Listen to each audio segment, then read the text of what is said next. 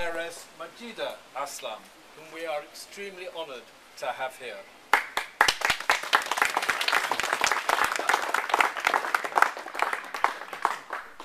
On behalf of the Mill Hill Park Residents Association, thank you all so much for coming along today to be part of this unveiling ceremony.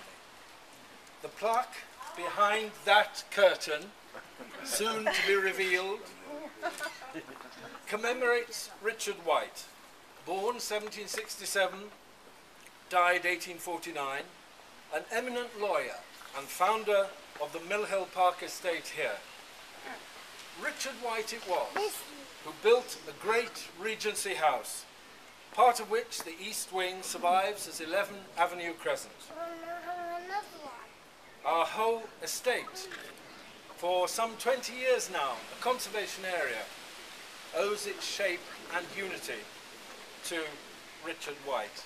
You can indeed see White's influence all around if you look and know where to look. In fact, I can't help but wonder what Richard White would have said if he had been here today. And it may be that we learn that sooner than you expect. I don't know.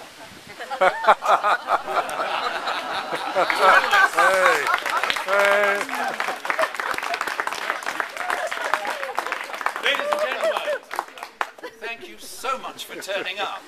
I am Richard White. I am quite dead, but I am a lawyer. And this means that I have discovered a loophole in the law of nature, to which I have just stepped. I must admit that I am very, very touched that you should have turned up for this event. I have been dead an awful long time, but I felt that I ought at least to make an appearance for such a thing. I confess myself a little confused.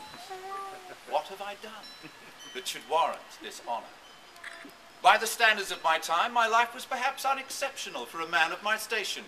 As has been noted, I was born in 1767, in Salisbury, to a wealthy family, estates in Wiltshire, estates in Hampshire. We were not short of a penny. Thereafter, I went to Cambridge. I was admitted to Inner Temple, and from 1791 I practiced as a lawyer, and I was very successful. Very successful. By 1809, I decided that although I had very fine chambers at 14 Essex Street in the shadow of the Old Bailey, I needed somewhere to live, somewhere comfortable, somewhere in the country. And there happened to be an auction in 1809, and I went, and I bid, and I bought several patches of land, which I patched together and created the Mill Hill Park estate. I also had built a very fine house, very elegant. I would like you to look at this house now. Can you see it? Now, I want you to imagine that the facade is not there. It's a little vulgar and a little later. Behind it, there is quite a substantial house. Imagine it doubled. That will take it to the other side of the road. Imagine it trebled, and that will take it, heavens, what's that? A good deal in that direction. If you had come to visit me, and I think you all look respectable, so I might have invited you, then I would have sent perhaps my carriage for you. Ladies, you may have read some of the novels of Miss Austen. You know the symbolic social significance of the sending of the carriage. When you're thinking of my mansion, we're not quite Pemberley, but we're certainly a cut above Longbourn. I might have sent my carriage for you. You would have arrived. You would have passed the lodge. You would have passed down the handsome avenue of elms that I had planted. And you would have come down here. It would have looked a little different. But there would have been trees all the same, and you would have arrived in your carriage, and this would have been the front of my house. You would have been admitted by my butler, John Woodward. He would have helped you down from the carriage. He would have brought you into the house. He would have introduced you to me. Had it been a fine day, perhaps a slightly finer day than today, then we might have gone through the house and we would have gone onto the southern terrace. On the southern terrace, we could have taken the air, enjoyed the sunshine. We could have looked towards, well, it had been called Mill Hill Fields, perfectly ordinary fields. Indeed, the tithe book of the time says, house new built on Mill Hill Fields. I converted Mill Hill Fields into some excellent parkland. with trees, with orchards that had cherries, and indeed, just down by Bollo Lane there was a large and very productive fish pond, which supplied the household with fish. Excellent gardens. To the western side of the gardens, pleasure grounds. We could have walked, we could have taken our ease. And that is what I see now when I look here, rather than these perfectly respectable middle-class villas. I'm sure I'm very happy that they have appeared since my death. I think I should say one or two words about the women involved in Acton Hill House, for that was the name of my mansion. I did not marry for the first several decades of my adult life. I understand that a modern mind might wonder what that signifies. I have to say that a mind of my own time would not have wondered at all. It would have been perfectly normal. However, I shared this house initially with my dear sister Emma. What a wonderful woman. It was so pleasant to enjoy her company, her ability at music. And we did this very, very successfully until 1816, when I'm very pleased to say she met Edward Blaquier, a very interesting man, very active on the front of Greek independence, very noisy on the London Greek Committee. She married him and she left. And I was alone for a while. And then through my family connections in the West Country, I met Anne Tylee. Dear Anne, such a homely creature. so kind to me in her years with me. She came with a substantial fortune. It's purely accidental. I was quite well off. There was no need for that. And we lived here very happily for some 10 years. And then I'm sad to say that Anne died, and I found myself alone again. I must admit, I had learned to enjoy the company of women and decided that I ought to perhaps marry again, which I did so in 1833 in Paris, where I married dear Mrs. Mary Hatzel.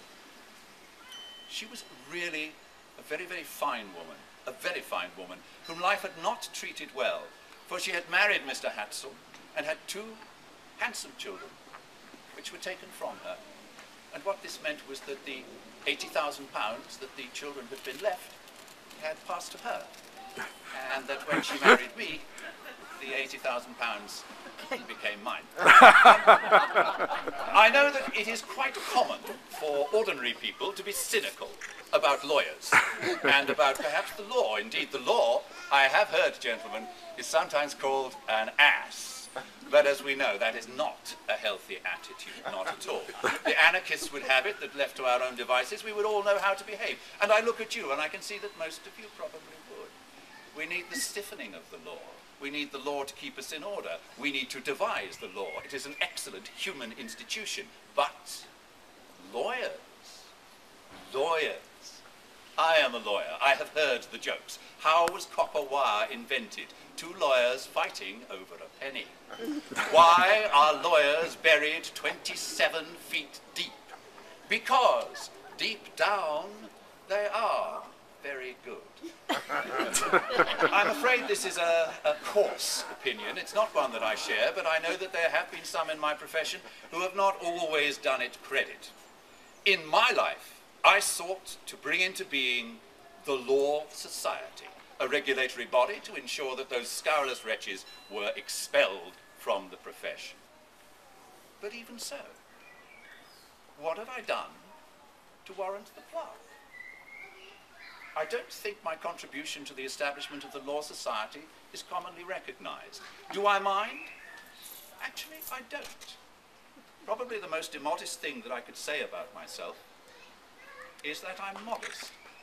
And I'll prove that, if I may, now that I'm dead, by citing the first passage in my will, which said that should I die within 10 miles of this spot, which I did, that I should be buried within 4 to 7 days in St. Mary's Churchyard, which I was, and that on no account should a penny above £50 be spent on my funeral. I have been a lawyer. I have seen what people can do at their deaths and what they can will through their legacies. What has been mine? I wrote a will. I left half my estate to one of my nephews, who I greatly enjoyed seeing grow up. another half of my estate to my first wife's nephew, who I'd also enjoyed working with, another part of my estate to one of my nieces, who I wanted to have sufficient independence of means to maintain her intellectual independence, but no, I don't think this warrants a plug. The creating of the estate? Perhaps. But I'd like you to notice this. What you're celebrating today, I never intended.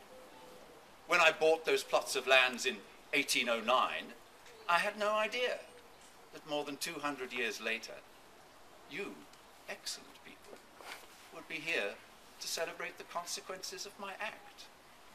I thank you. And now, I will pass back through that loophole in the natural law.